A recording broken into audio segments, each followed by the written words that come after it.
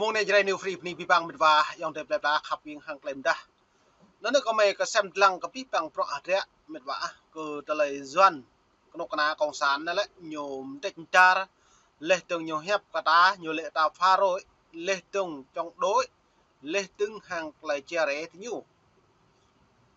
nó như lệ ta ấy pha rồi thì nhiều hiếm pa lại e bom mà cơ nặng buồn sang đi cả ta mò mà ta đều sang nhiều tôi có mấy độc với nhiên lằng vật cái yuan nhập bồ đã này cả cái mà nhỡ bồ nó kana cái nhiều lại vật công an ninh hàng này lại thì nhiều xe được chứ nhiều đi sang ta hiu đập sâu ta pet đi này hiu bật sâu ta lại cầm bộ ấy này đội chunum này rồi chú bữa đã thật lâu rồi má như nào nhiều bật sâu ta này chả cả ta nhưng mà lại nó lấy pha rồi từ đã thật đau ta nak buồn sang ta neo pasai như đi nó prong cái nhiều neo sang nặng pene như prong nặng pene như bông hoa hiếm bạn nên giữ như lệ đã pha rồi bữa đã này hiếm bạn mệt vả nó còn mò bịa đột video này phù yuan như po mà còn lại tới nhà có độ này yuan như tươm nặng buồn sang người dân thường tới ta lại người dân bản địa ta lại như lệ ta ấy pha rồi chia để phá hoại chính sách như lệ ấy bố tôi có bộ này thì nhu phá hoại chính sách cả ta po chính sách ta lại hiếm bạn phong tục tập quan ta ta ngại giang cả một lại đạo nên nhỉ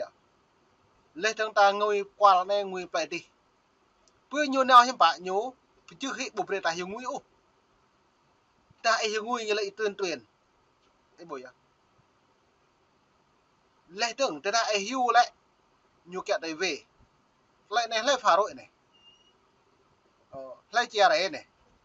có ta đang nguyện dòng thế ta play này vừa ta play đi nhiều cần mạng ta liền chính thức bao nhiêu phố ấy chia đấy ta mệt quá rồi nó là buồn sang ta này lại mới thâu thì mệt vả dòng ta lục lại bố cái này xong bị bố tùy lệ thâu hẹp ô vừa cất lại bị độ là tăng ngàn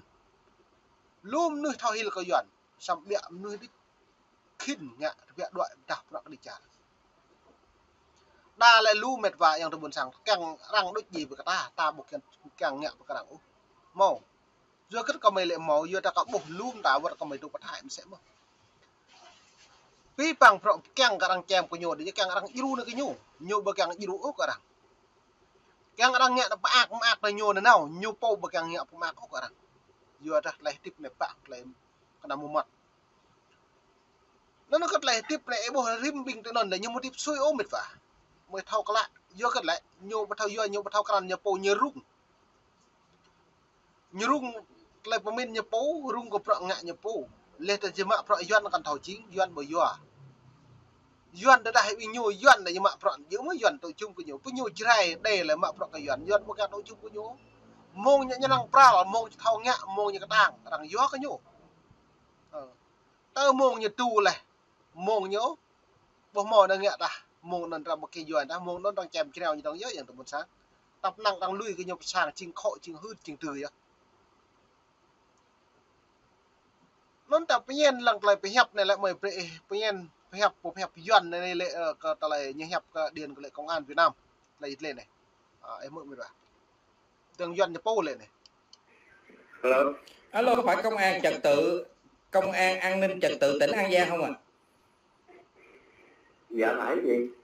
Tôi thấy công an trật tự này đó anh, mà tôi thấy đó cái người làm mất trật tự lại là công an, bây giờ lại là đảng viên chứ không phải là người dân.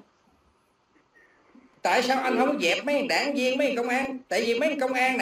nào là lấy đất lấy đai đi cưỡng chế làm phá rối trật tự, cái người phá rối trật tự lại là mấy thằng công an chứ không phải là dân tộc Việt Nam mình anh.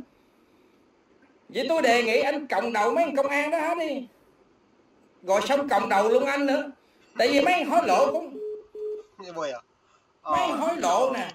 Bôi em mệt vả mong hẹp cho nên là nhập gì mạnh em nhá bình yuan này bộ mà tăng yuan nhập po này đấy bôi giờ nó lại cái nhà ta phá rối nhiều hối lộ này cướp đất của dân để dân hả tiếp làm mong bố phải giữ po này lần cứ tu vi bằng cái đạo em cái lạ lên nó rung cứ nó mạ lần cái lệ lần nhổ cái bộ lấy phá rối này lên nó nhớ có mấy bộ pi bằng hạt rẻ đã này lại nhiều pi bột thầu đang ngạn ta nấn cho cái này tới nhà chứ thằng yuan nhập po mất tới nhà cặp rợ này hối lộ bình công an như mà đảng viên như mà đảng viên mà hồi lộ lê thằng kẹt bắt lon tương hiểm bạ có lại cây rối thì nhôm mà neo bọc lại pla neo sang nọ để neo prung mộ nạ sang nọ đã bị đi cầm làm một hai giờ như neo prung neo như rau tới nhà lê compo ad con ông đau neo prung neo về mà neo mạ neo tải neo tui mong sang trăm tiền tôi có cọp mệt vả lum thì không cần được sẽ có nó sẽ coi lại yêu cái nhiều hiểm bạ công an lệ công an thao hẹp rằng từ nhiều thao hẹp có lẽ anh tắt thêm mày nên có lẽ mượn hẹp lên mấy thằng làm mất trật tự lại là công an. Tôi thấy người dân Việt Nam á, họ lại tốt hơn những cái thằng đảng viên. Vậy à? Tôi bảo đảm 100% dân tộc Việt Nam hiền hòa hơn khi mà dân tộc Việt Nam có cái thẻ đảng. Đúng không? Anh chị để ý đi. Thí dụ như một cái thằng người thường dân, họ rất là tốt, mà khi mà họ cầm cái thẻ đảng vô đó, họ kết nạp đảng vô đó, là họ trở thành mày biết bố mày là ai hay không? Vậy à? Đúng không? Nó nét là cái bố lại dòng thời buồn sáng cợt lại giật lên ấy hàng pi bằng pro hạt rẽ ta nhiều ngạ lê tương mạ pro plư ta nạ tri buồn sáng đề gà ta lại như lệ pi hàng ta lại nuôi hẻm chính mút thẻ đàng chính nuôi sạt sẽ bom bom nuôi hẻm được ta do kết có mày càng rõ với cợt lại đa còn lại tung clùm dòng thời buồn sáng ta thâu lại nó nem nuôi hẻm tôi như lệ người thượng như lệ là hẻm với mày á mong hiểm bạ tờ cấp thẻ đáng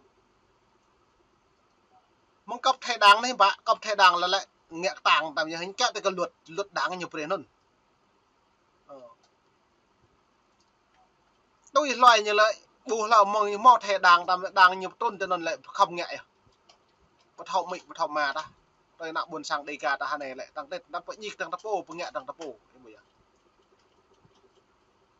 giờ nó nhớ cất lại này từ phía mong đáng nhiều tôn tới bởi ta bộ nhẹ nhưng như mò bạc lại buộc như phải nhẹ nó chẳng tới buồn sang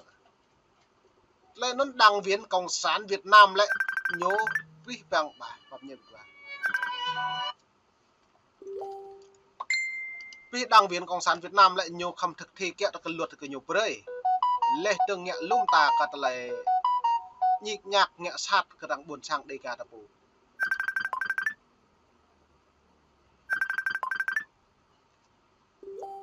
giờ đã mày bố cật lại trả đoạn về nó lại hai này lại